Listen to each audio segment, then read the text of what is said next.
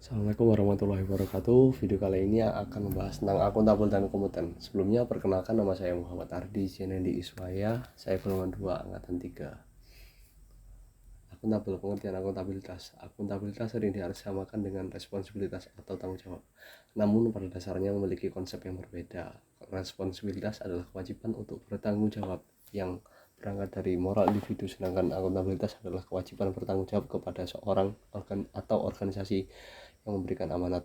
Dalam konteks ASN, akuntabilitas kewajiban untuk bertanggung jawab dari segala tindak tanduknya sebagai pelayan publik kepada atasan, lembaga pembina, dan lebih luasnya kepada publik. Aspek-aspek akuntabilitas. Akuntabilitas sebuah hubungan dimaksud adalah hubungan dua pihak antara individu, kelompok, atau instansi dengan negara dan masyarakat. Akuntabilitas berorientasi pada hasil. Yang dihasilkan dari akuntabilitas adalah perilaku aparat pemerintah yang bertanggung jawab, adil, dan inovatif. Akuntabilitas membutuhkan laporan. Laporan kinerja adalah perwujudan dari akuntabilitas. Akuntabilitas memperbaiki kinerja. Tujuan utama akuntabilitas adalah untuk memperbaiki kinerja ASN dan memberikan pelayanan kepada masyarakat. Pentingnya akuntabilitas. Akuntabilitas publik memiliki 3 fungsi utama. Yang pertama, untuk menyediakan kontrol demokrasi, peran demokrasi. Yang kedua, untuk mencegah korupsi dan penyalahgunaan kekuasaan, peran konstitusional. Yang ketiga, untuk meningkatkan efektivitas, peran belajar.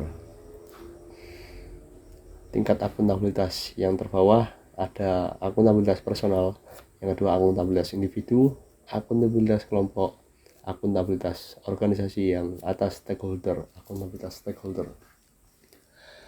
Menciptakan lingkungan akuntabel terdapat 9. Yang pertama, kepemimpinan. Yang kedua, transparansi.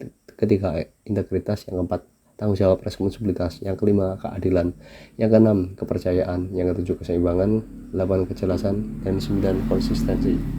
Kode etik akuntabel: melaksanakan tugas dengan jujur, bertanggung jawab, cermat, disiplin, dan berintegritas tinggi. Yang kedua, menggunakan kekayaan milik negara sebagai secara bertanggung jawab. Yang ketiga, tidak menyalahgunakan kewenangan jabatan.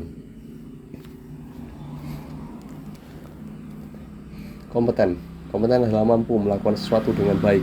Kompeten merupakan keterampilan yang diperlukan seorang yang ditunjukkan dengan kemampuan melakukan sesuatu dengan baik dan dapat memberikan tingkat kinerja yang memadai atau tinggi dalam suatu fungsi pekerjaan spesifik.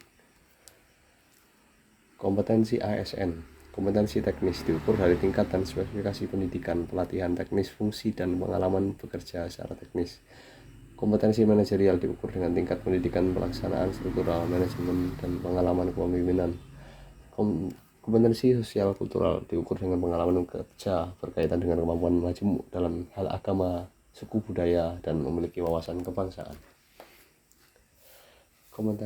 Konsep kompetensi merupakan perpaduan aspek pengetahuan, keterampilan, sikap yang terindikasi dalam kemampuan dan perilaku seseorang sesuai tuntutan pekerjaan. Prinsip pengembangan kompetensi ASN. Untuk peningkatan kompetensi yang dilakukan organisasi maupun individu melakukan proses perencanaan, pelaksanaan, dan evaluasi dengan kebutuhan organisasi dan pegawai. Setiap ASN memiliki hak dan kesempatan untuk mengembangkan kompetensi. Diarahkan pada pengembangan kompetensi sesuai kebutuhan. Mengembangkan kompetensi sebagai salah satu dasar pengangkatan jabatan dan pengembangan karir. 3 kode etik kompeten: meningkatkan kompetensi diri untuk bertanggung jawab tantangan yang selalu berubah, membantu orang lain untuk belajar, dan melaksanakan tugas dengan kualitas terbaik. Mungkin sekian, terima kasih. Mohon maaf. Wassalamualaikum warahmatullahi wabarakatuh.